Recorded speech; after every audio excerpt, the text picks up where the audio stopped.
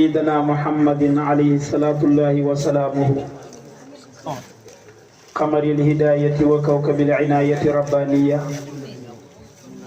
وأعلى مقامه فوق كل مقام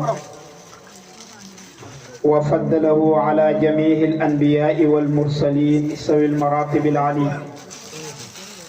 وعلى آله الهادين المهتدين وصحابته سوي الرضوان والتمكين. gannaaw bi ñu sant yàlla julli ci sangu-sangi Seydina Muhammad sallallahu alayhi wa sallam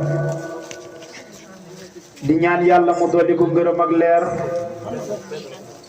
moom ak mbooleem ay saxaabaam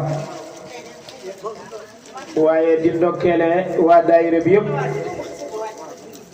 jiital ci góor ñi ki yàlla jiital ci ñoom muy Cheikh Ndiaye waaye noonu la ñu nuyoo soxna yi sunu yaay booy yi jiital ci nuyoo bi ki yàlla jiital ci moom muy sunu yaay booy mère Coro ak sunu yaay booy mère Kumba ñu yóbbaale mère yëpp noonu la ñu nuyoo ki nga xamante ni tamit moo aya daayira bi di ñaan yàlla yal na yàlla defal ko tawfiix defal ko jàmm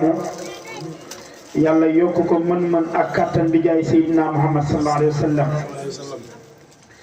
ñaan yàlla taysiir bi ñu fi doon jàng yal na yàlla def ko xéwal wàcce ko ci réew mi waaye wàcce ko ci gox bi waaye wàcce ko fi nga xam ne fii lañ toog di ko jàng noonu la ñuy nuyoo ziyaare waa daayira bi yëpp rek kaw ba suuf